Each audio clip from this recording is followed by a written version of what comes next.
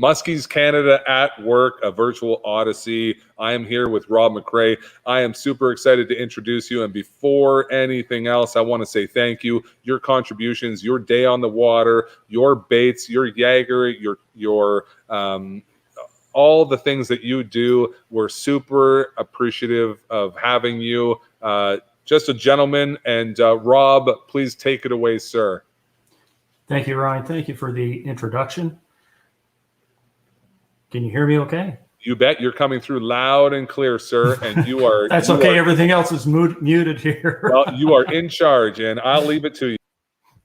Okay. First of all, I'd like to thank Ryan for the introduction. I'd also like to take the time to thank the Odyssey team right now. It's phenomenal work over the last day and a half so far. First of all, I'd like to say good afternoon and welcome to Gananoque and Thousand Islands portion of the Virtual Odyssey. My name is Rob McRae, chapter chair and host for Gananoque segment of this weekend's event. For those of you who are not familiar, and for our viewers that have never been down in this neck of the St. Lawrence, our home is nested central along the Thousand Islands between Brockville and Kingston along the St. Lawrence River corridor in a town that calls itself the gateway to the Thousand Islands. It's our home and our base of operations out of Gananoque, Ontario. It's a beautiful town. It's a beautiful spot, a beautiful town. Our chapter's members fluctuate around 40 and is spread out from as far away as Port Erie. About a third of our group are U.S. citizens. This is something we are very proud of, as it not only speaks to our American brothers and sisters' trust in MCI's foundation principles, but it also to the decades-old partnerships that the Gananoque chapter has developed along both sides of the St. Lawrence. I'll speak more to those partnerships a little later. We are primarily a fishing club and under normal circumstances scheduled to meet in the first Tuesdays of selected months within the calendar year. For this year's season, we have practically opted for outdoor events and will host the following events. And as I read through these, there's a little bit of slippage with the calendar right now. Myself and a couple of other members are looking at it. We have a smile on our face. We'll get through it. We want to get people out on the water. We want to start teaching our younger members how to fish these monsters and enjoy ourselves while out there safely. So in May, we have a pike derby. It was scheduled for around the middle of May, but Ontario has since shut down just a bit. So we'll be sliding the slide rule a little bit to the right so we can fit it in. We're also going to host this year a new water event, and that's scheduled for the 17th of July. And what we want to do there is get members out on the water in an uncomfortable area, a spot that they're not used to fishing in, and get them to apply new techniques just so they're able to see the different waters and stop doing the exact same thing every time they're going out. We want to use it as a teaching opportunity and mix the more experienced anglers in with people that may be newer novices. Our outing this year is scheduled for September 11th. Right now, we don't see any reason for changing it. And those of you who participated in it last year, we came up with the first set of rules for the Virtual Odyssey. We ran at it, learned a lot, and we're hoping we didn't have to do it again this year. Unfortunately, from those lessons we learned, we're going to be a little more streamlined and hopefully get a few more people out. Last year, we had 39 or 40 people out fishing, and it was a great time. We also have a Missing Friends event, which will be scheduled a little later on in the fall. It honors former members who can no longer join us on the water. We also have within the events a club big fish event, which is aptly named the Duck Boat Dave Memorial. And we'll be naming the winner of that from last year very, very shortly. Over the last decade and a half, the Gananoque chapter has built many productive and relevant partnerships along the St. Lawrence River. To lead off, our longest standing relationship was initiated back in 2005 with the Ministry of Natural Resources, where Colin Lake built the original data sets on potential muskie spawning areas along the Canadian side of the St. Lawrence. This initiative was taken on by Parks Canada under their environmental stalwart, Josh Van Reeren, where it has rested for the last decade and a half. This is Parks and Muskie's Canada Seining Program, or Nearshore Survey. And it normally runs the middle 2 weeks of August. Now, this year is going to be very special. Last year, we weren't able to do it because of the pandemic. This year, I've already spoken with Josh, and we're still eyeballing that middle 2 weeks. But I'm going to be very, very specific as to where, when, and the people I actually want in the water. Like, we want our volunteers, but there's some folks that need to get on the water to see what's really going on here in the St. Lawrence. I also want to make a special mention of Josh and Jim Hutchings, our former chairman for the Gananoque Club. If it wasn't for these two people, the seining program probably would have stopped around 2010. Funding for these events doesn't grow on trees. And if it wasn't for Josh's work with Parks Canada and him jumping out on a limb and saying, no, we have to continue this, because there was no program running along this side or on the Canadian side of the St. Lawrence, it would have died a decade ago. And to his credit, Jim's work with the club, this is here now functioning. We also have a relationship with Queen's University. Dr. Bruce Tufts was drawn into the muskie world with the viral hemorrhagic septicemia outbreak, VHSV, where his team, along with MNR biologists, conducted work to identify the disease that was decimating the St. Lawrence River. So that work, 2008, 9, 10. This Queen's MNR relationship was further developed to include the Great Lakes Acoustic Telemetry Project and is supported by the Gananoque chapter also, with a few of one of our guides, Bill. And we also have Jim, who gets out there with the students to put in the transmitters into fish. We have a new member to the fray that works along the north side of the St. Lawrence River. The River Institute has produced an excellent program under research scientist Matt Windell. The Fish Identification Nearshore, or FINS program, was built by Matt, and we're going to hear a little bit more from him shortly. We have recently re-engaged with State University of New York's College of Environmental Science and Forestry, more specifically the Thousand Islands Biological Station. Our chapter's original engagement with them dates back to before our engagement with the Ministry of Natural Resources in 2005. When a younger John Farrell came over to Canada to brief the new Gananoque chapter on his Muskellunge program at Governor Island. After his presentation, he asked why we hadn't tried to initiate a program of our own, and with that started the chapter's work on the St. Lawrence River. So Dr. John Farrell has had his finger in the Canadian side of work probably since 2002 or even before. John Farrell has orchestrated decades of related work and is the custodial architect of all relevant Muskellunge research on the St. Lawrence River. The Gananoque chapter itself is busy and has quietly faced many challenges in its 19-year history. We are internationally integrated with the relevant sciences on the St. Lawrence River. We educate, advise, and support members on related programs, and when the situation presents itself, how they can assist. The St. Lawrence River faces many challenges and is to the extreme complicated. There's a lot of fingers in the pie here. It's not just the fisheries that cause issue here. The challenge of any group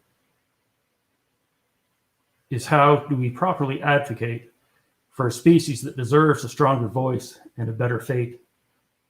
The St. Lawrence River muskies are in peril. We're still catching all classes of fish, but those numbers have at least been pared in half since 2010. We don't want to start off on a bad note. It can only get better from here.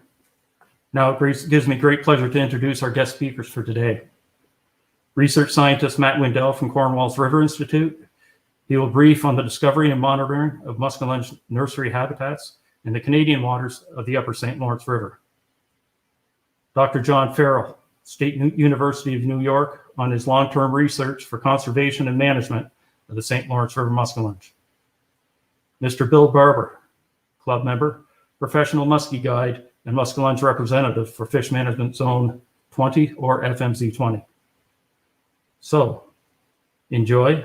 I hope to hear from you during your panel discussion at the end of our presentation, and thank you all.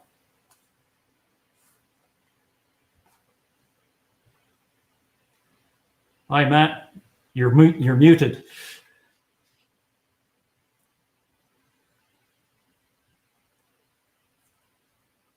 That's okay. Your microphone's muted.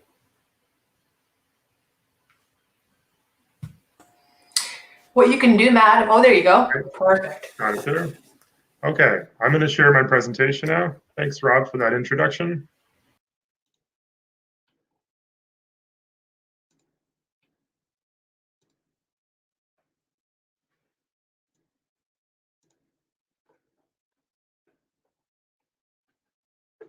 All right, I think everyone can see that. Thank you very much for that introduction, and I'm really happy to be invited here to talk about some of the research we've been doing at the River Institute in Cornwall.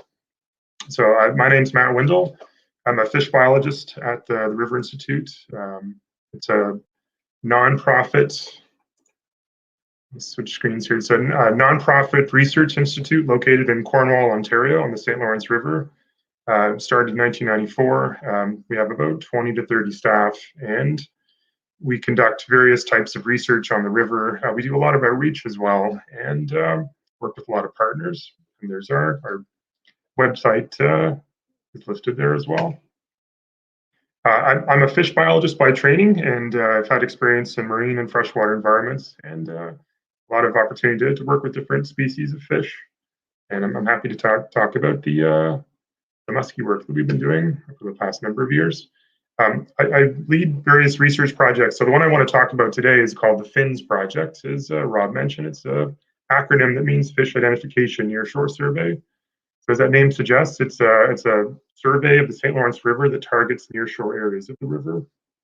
And we're collecting lots of types of information on the aquatic ecosystems of the river. You can see some examples of various types of animals we might come across: turtles, fish, invertebrates.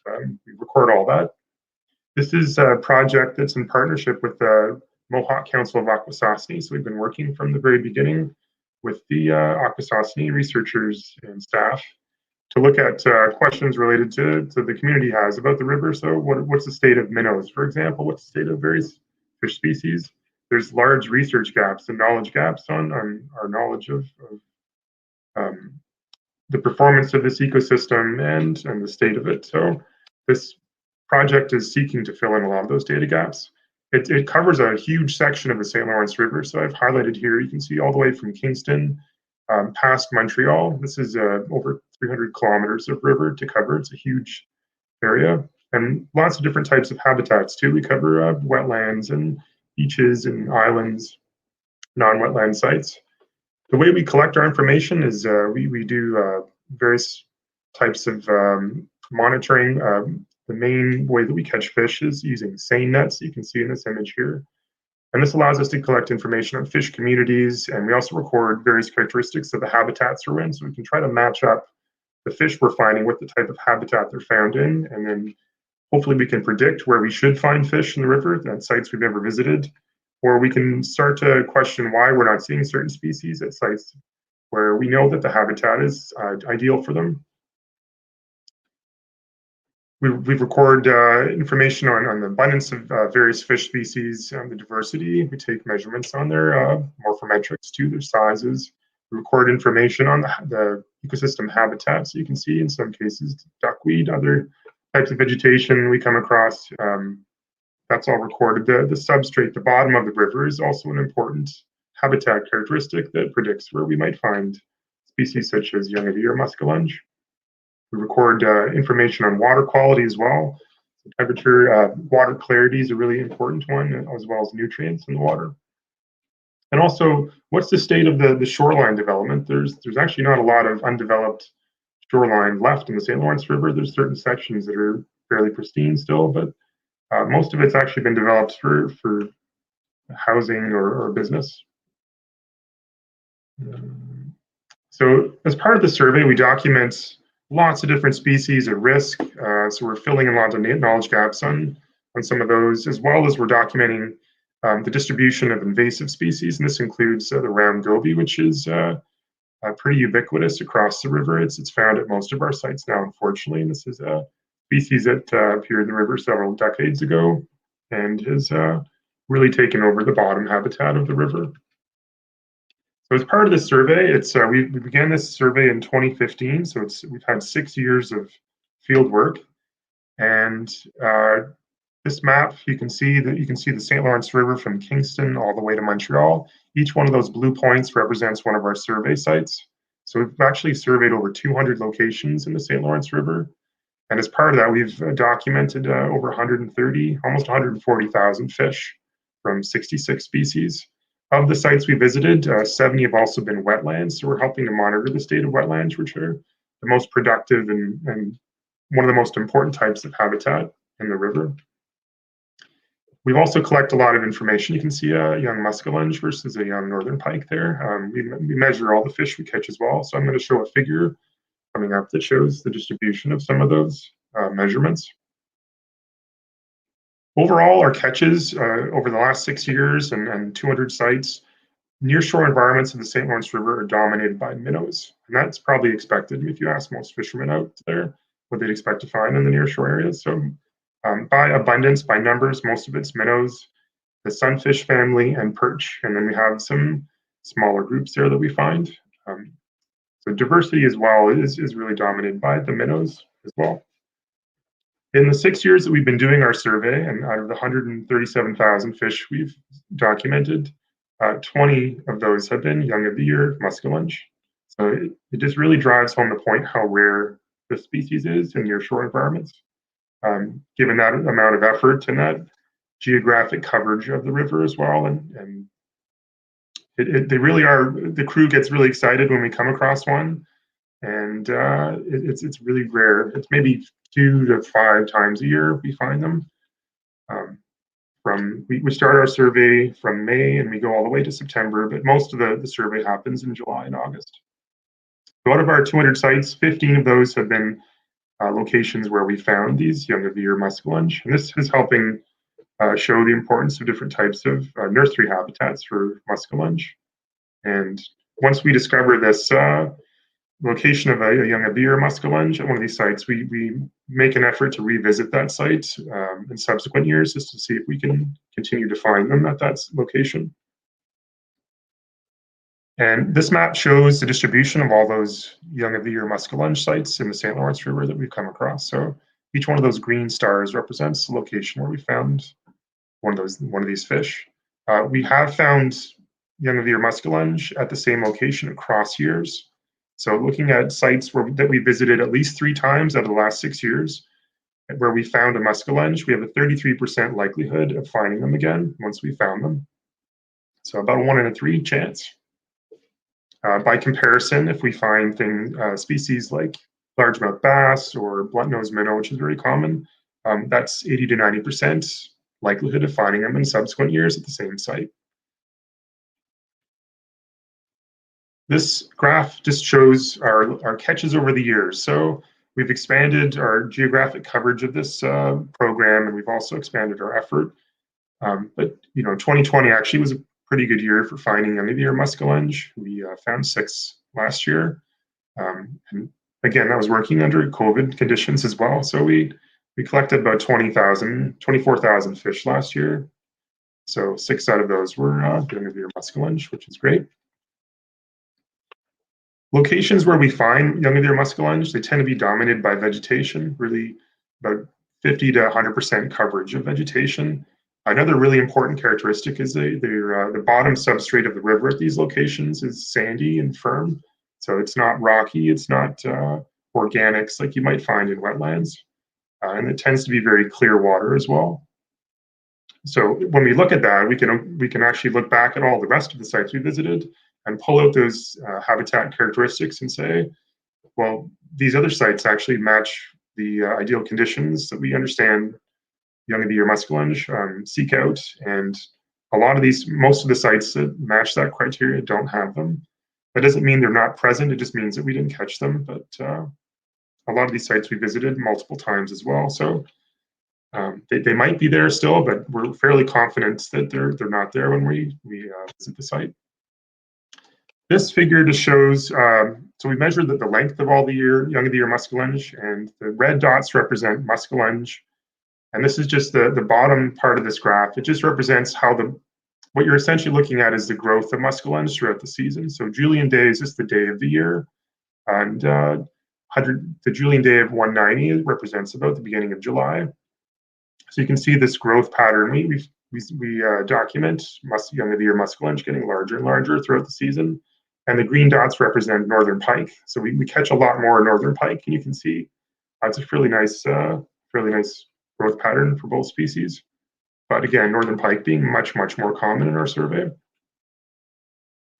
That's really a quick snapshot. I don't have a lot of time to talk about this project, but just to let you know that we are intending to be out again in 2021 and subsequent years, and trying to cover as much of the river as possible with this nearshore survey.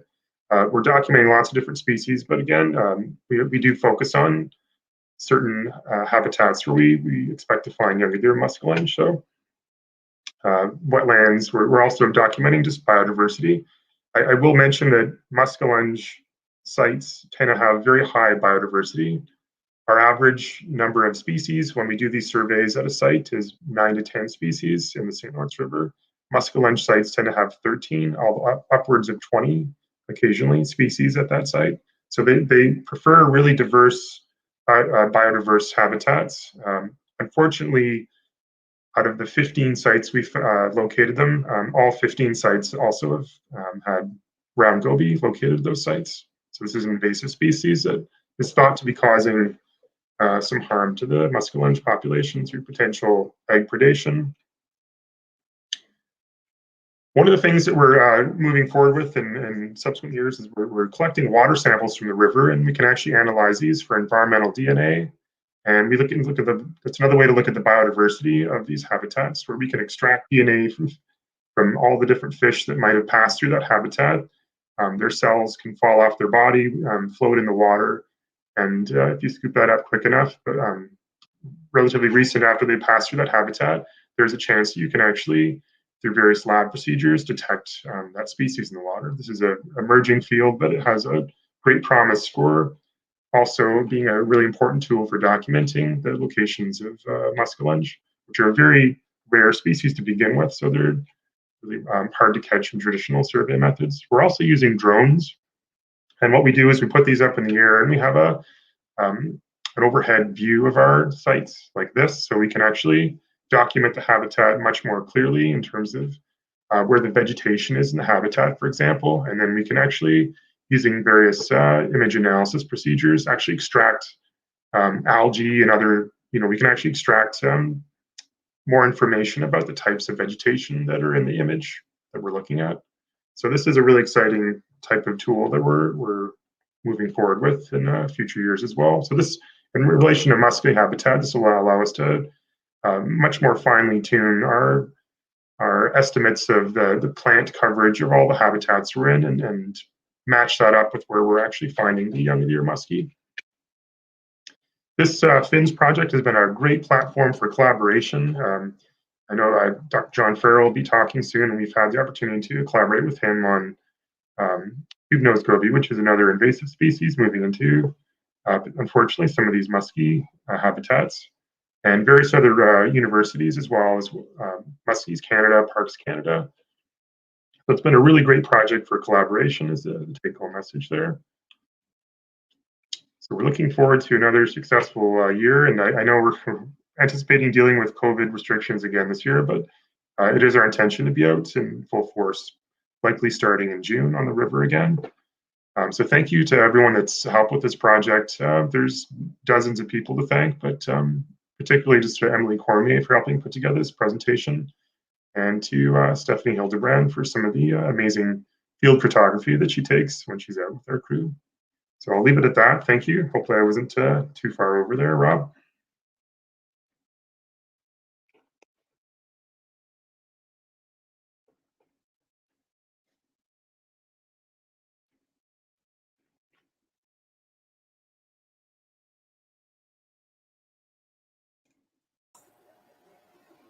Thank you, Matt. That was awesome. So now we've got John Farrell coming up here shortly.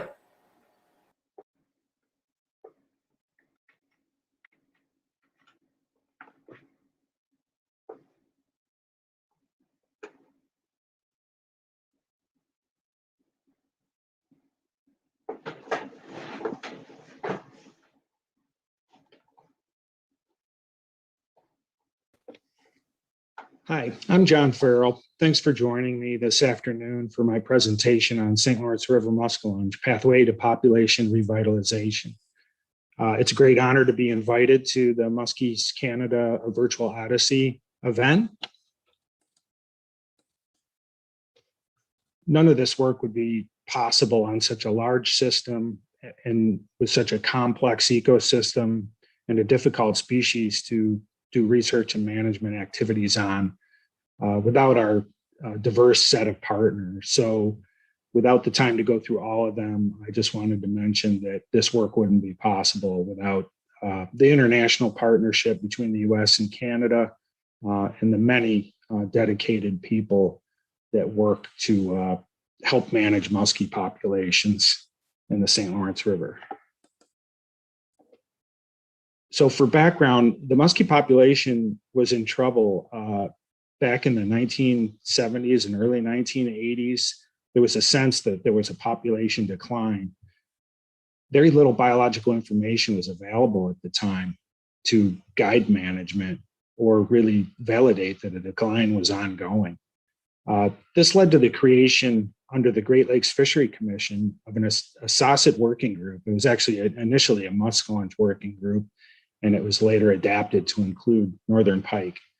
So the SOSIT working group led to the development of muskie management plans. The goals of those plans were to keep muskellunge as a self-sustaining population, not needing stocking in order to continue its population in ecological services as a top apex predator in the St. Lawrence River ecosystem. And also, a goal was to maintain a high quality trophy fishery with a catch rate of 1 adult muskellunge per 10 hours fished. The working group identified numerous objectives in order to meet these goals, including the development of a biological monitoring data set and also coupled research with that biological monitoring. And of equal importance was critical habitat and protection of critical habitats for muskellunge, including the really sensitive early life history stages, and also fishery management activities, looking at things such as size limits. If you're interested in learning more about the muskie management process for the St. Lawrence River, you can go to our Great Lakes Fishery Commission Lake Ontario unit reports, and the website is listed here, where we annually report activities to the Great Lakes Fishery Commission. The fishery is managed by New York State DEC and the Ontario Ministry of Natural Resources and Forestry, who are key members of the Great Lake Fishery Commission Working Group for muskellunge.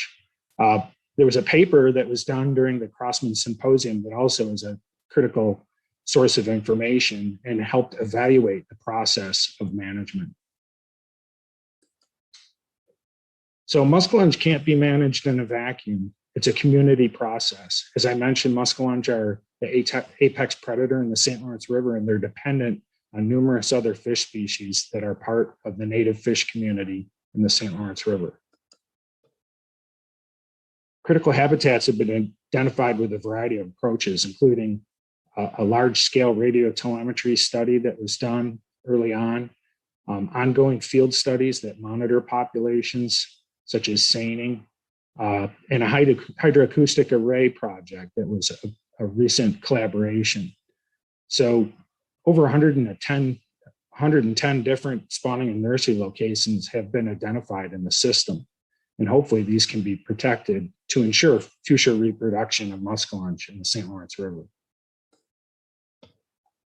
Another milestone of muskie management has been voluntary catch and release. So size limits have increased in the system dramatically, but through a program spearheaded by Save the River that encourages catch and release of muskellunge, local guides and anglers and other people interested in sustainability of muskie populations have really sought to voluntarily just release all the fish they catch. This is an example of a 59-inch fish that Captain Richie Clark released in the St. Lawrence River. So at the time, everything was clicking. Management was going great. We learned a lot of unique information about muskie populations, and the fishery was responding. Catch rates were meeting the management goal, and we were seeing considerable amount of reproduction coming off the nursery grounds that were identified. John Castleman made this statement to me in an email that all the analyses of agent growth data that the Canadian Ministry of Natural Resources and Forestry were looking at suggested that populations at that time were strong and productive. So that was about 2003. Unfortunately, we had an invasion of an invasive species and also the onset of an unseen pathogen, viral hemorrhagic septicemia, that seemed to be having significant impacts on the muskie population. VHSV from 2005 to 2008 led to a massive die-off of Muskellunge in the system that led to the loss of many spawning females. In the middle is a 59-inch fish that I found one day floating in the St. Lawrence River during our spawning survey. Round gobies, we know, are continuing to affect populations because they harbor the VHSV virus and they eat invasive dracinid mussels. So it's really exacerbated their populations. Some of the monitoring data can show the effect of VHSV and round goby introduction into the system. Spawning populations in many areas have been severely reduced or lost. Nearshore fish seining assessments show an index of reproduction and also show severe declines following the VHSV round goby introduction into the St. Lawrence River. And thirdly, an angler diary program that began in the late 1990s shows really consistent effort from 1997 to 2019, but a declining catch rate, which is alarming. In 2020, the effort was more than doubled for Muskellunge, and perhaps a response of the COVID-19 outbreak that more people were fishing. And catch rates actually declined to the lowest level we've seen on record with the highest level of effort. So this is very concerning. Fortunately, the management process is in place, and we're beginning a St. Lawrence River Muskellunge population enhancement study where we're finding native broodstock in a genetic protocol to be able to release fry and fingerling muskellunge to help restore lost spawning in nursery locations due to these recent changes. The St. Lawrence River Muskellunge population enhancement study involves the release of both fry and fingerlings. And like I mentioned, we are focusing on lost and known spawning in nursery sites. We are obtaining local broodstock, and on the heels of significant genetic studies, we know where we can get these fish, and our genetic protocols to maintain diversity involve having 6 different 1-to-1 pairings per year. And over time, genetic diversity will increase of these fish. We are conducting follow-up research and monitoring to understand how these fish perform and how they affect the ecology of the system over time. This involves a detailed post-stocking evaluation. All these fish must be marked. The fry muskellunge are marked with an oxytetracycline batch immersion. This allows us to sacrifice a few individuals to see if they came from the hatchery strain. The larger fall fingerlings that are stocked have many pit tags injected into each fish. ESF plans to conduct follow-up monitoring studies in October of each year to track the status of these stocked fish. And with our other indices, and hopefully with working with cooperator anglers, we will be able to understand how these fish perform as they reach adulthood and throughout their lives. So some summary thoughts to think about. We've already brought this population back once already. We've got the partners, we've got some of the know-how, and we're still learning through the research process, and a lot of dedicated people that want to make this work. We've done it once already. We feel like we need to do this again. Invasive species and VHSV have really brought uncertainty into the management process, and that's why we're using an adaptive management process to combat that, trying to adapt and change management to deal with this uncertainty. We know for certain that natural reproduction equals sustainability of Muskellunge, so that is our ultimate goal. We do not advocate for a wholly stocking management system for the St. Lawrence River. The habitat is good, and there's a community of fish that serve as a viable forage base. So how can you help? One way is to support a recently created Tibbs Friends program. Much of this work is done at the Thousand Islands Biological Station, and you can check out this link to learn more about our Friends program. You could also participate in our diary program. We've recently worked with the Chapter 69, Muskie's Inc. chapter, and Chad Lappa created a wonderful link. So now you can enter data to the Muskie Diary program online.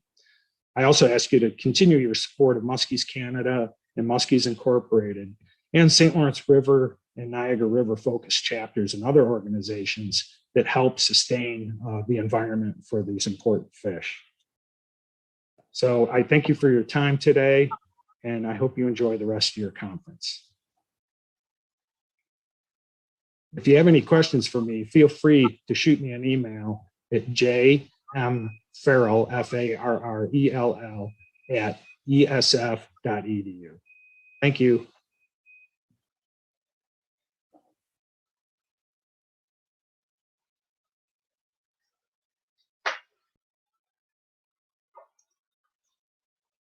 Hello, everybody. I was asked to speak on what I'm seeing. Oh, there's Rob.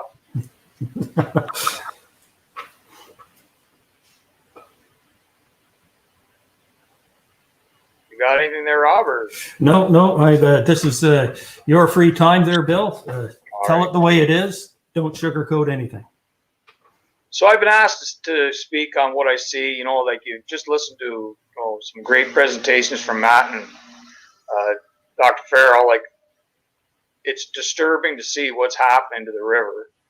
You know, of course, growing up on it, I've lived through the VHS and I've seen what's happened. You know, I'm not a biologist. I'm not an ecologist. I'm just a fisherman. And the biggest thing that I've noticed is, you know, how the shorelines have changed, how the weed lines have changed in the invasive species. So, don't get me wrong, it's not all doom and gloom. We did catch a bunch of fish last year in the 35 to 42 inch range, which we haven't in the last 4 or 5 years. You know, it's mostly been big fish. The catch rate is down, as Dr. Farrell was stating there. You know, I'm at about a 28% catch rate. I don't bull anybody or tell anybody. It's about 28%. You know, so that's pretty much 75% of the time that you're out there, you're not catching anything. But the ones that we are getting are still the 25-year-old, 30-year-old muskies, which are the trophy class fish, which is what most anglers are coming for to the St. Lawrence River. Now this year, I'll speak to it, you know, because this is going to be a dramatic and tragic spawn year. Gobies have taken over the river from the Moses Saunders Dam west. The bottom is literally covered with them, and you know, when I have several pairs of muskies that I go in and watch every year spawn, and this year they did not come in. I didn't see them. I was out there, but I didn't see them come in, and it's been a long time since they haven't come in. But because they broadcast spread on the shoals, the gobies are just there. As soon as the muskies go through, it's almost like they're scared of the muskies. They spread, and then as soon as the muskies, the female goes through, and the male milks, they just right over top, the eggs are gone instantly. So we've got a big problem with invasive species with gobies. And we've got a big problem with cormorants down in our end of the river. I mean, cormorants are just, there's literally thousands upon thousands of them. And I think they're just devastating our population of fish too, all species. But like I said, you know, the water level is lower this year than I've ever seen it in my life. You know, they're saying that the datum point is not that low, but I would think there's probably close to 4 feet low. There's shoals sticking out of the water that I haven't seen in my lifetime. There's weed beds, or there is no weed beds where there typically is weeds starting to come up. You know, and I get out there in the spring, and that's how I find where these holding areas are. Is I try to look around and I look for developing weed lines, and you know, when the season does open, that's a targeted area. But it's not happening. I know the water's still pretty cold. It's still early, but the water is so low, it scares me. But like I said, it's not all doom and gloom. There is still a substantial population of big fish, as it can attest to many anglers that have been down and caught a lot of monsters, and some of the fish that my clients have put in the boat. You know, over the last 3 years, we put some true record fish in there, and you know, you got to be optimistic, stay positive. We've got the best people. You know, I am the representative for FMZ 20, and that's the fishery management team for the Ministry of Natural Resources. We're an advisory council, and we're getting some traction now with the different players all involved.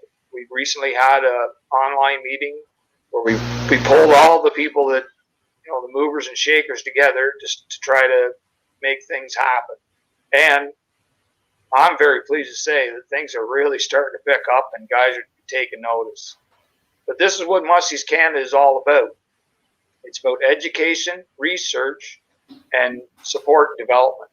And it's going to take a lot of money to support Dr. Farrell with his work and get people involved on our side to start, you know, not stocking, but we have to look at how we're going to control, or what are we going to do about spawning areas.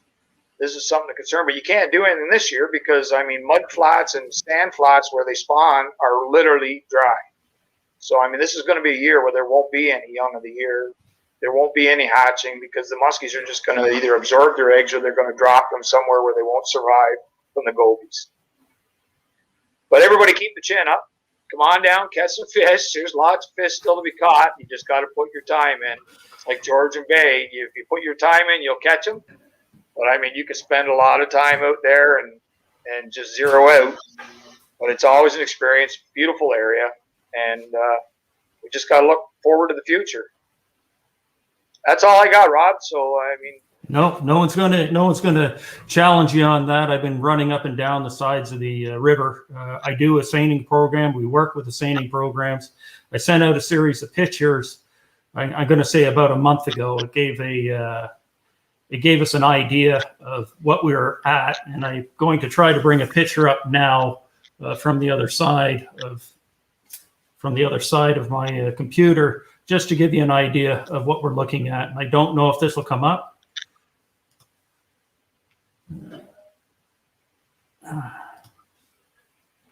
There we are there. I don't know if we're seeing that right now. Yeah. There we are.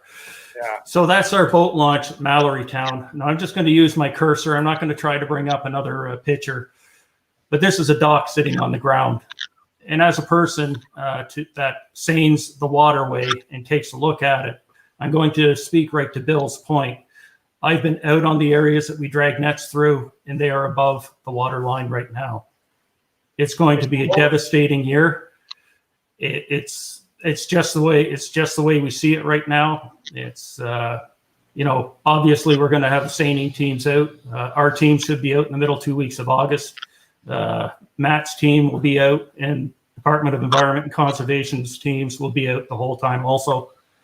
But the challenge for us right now, you know, objectively, I'm not that optimistic that we're going to be seeing much in the young of the year production this year.